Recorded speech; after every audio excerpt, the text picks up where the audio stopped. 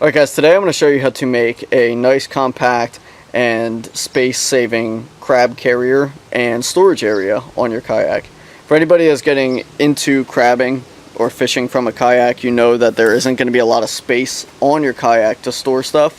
So having a giant bushel basket is not going to do too much for you, and it's very difficult to have one just right in your face on the front of the kayak. So what we're going to do today is build a crab carrying container. I have 2 milk crates. Got them off of Amazon. I think it was $15 for the pack of 2. I'll put the link in the description and you can see exactly what product I ordered. They came in 2-day shipping with Amazon Prime. It is very well made plastic. It doesn't bend at all, so that is really good. You don't want a flimsy product when you're all said and done with it. You want to make this one time and not have to make too many adjustments. We'll get into the nitty-gritty now. Just wanted to show you an overview of what it will look like when you have your product, and I will show you as we get going.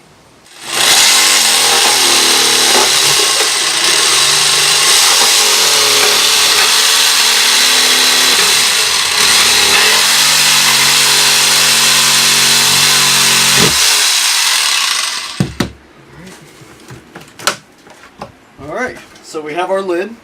We have some sanding and filing to do. As you can see on the top, it is a little rough. You want to get that as smooth as possible so you're not getting hung up, you're not cutting yourself. Alright, so now we're going to be filing down our edges to get it smooth. You can just use a handheld file. It'll do a lot better just to get the bigger upraised areas versus using a sander. We'll go in with the sander to get it more fine-tuned. But a lot of the big ugly stuff you can bring down, especially the corners where it's thicker plastic.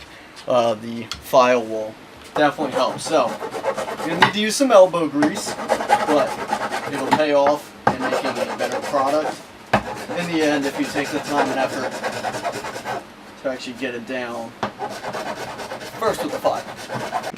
Alright, so we got all of our main corner edges down to pretty much about flat. As you can see, there's some rough spots. We're going to go in with the sander now to give it a nice final touch, get a lot of the insides and the final kind of smooth the whole thing out.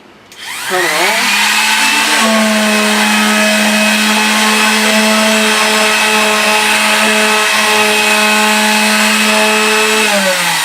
Alright, now that we sanded off the top, we got everything pretty much as smooth as it's going to get. I did screw up in one spot when I was sawing it. I cut a little too deep right in this corner. So we're going to use that part right here as our hatch where we're going to actually lock it down right in the back. So at this point we have our drill. We're using a 5/32 drill bit.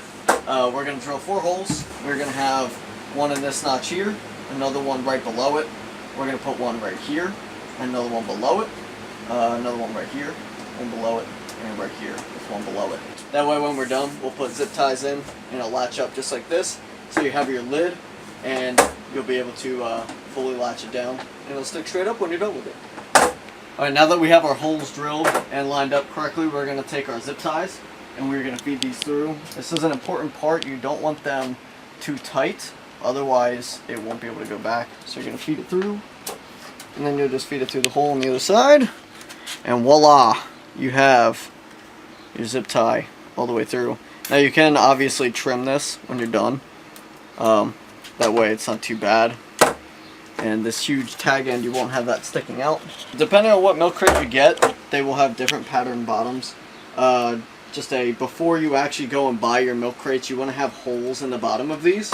If you do not have these holes on the bottom and it is just a straight plastic, the water from the crabs will build up and it will drown them if it is not getting out. So if you already bought your milk crates and you have a flat plastic bottom without any holes, you can just drill holes in them. If you're already doing this, you'll already have your drill. It'll definitely make a lot of sense to get some airflow in there and drain the water out. You're just going to feed these last 2 through and get them to the correct tightness. Okay, so we have our last zip tie put in. As you can see, the length of these, if you have something similar to this, that's probably about what you want. It doesn't go back all the way, which is pretty perfect. You don't want it to be fully laying flat. Depending on what your purpose is for it, you may want it to come all the way down. For mine, using it as a crab basket, I do not want this to come fully flat. This is perfect, so while I'm crabbing and hand lining, whether I have a trot line, traps, or the hand lines, you can just quickly flip this open, dump in your crab and just drops right back down. Right now I'm just going to trim these off, but this is my crab basket that I'll be using on my kayak.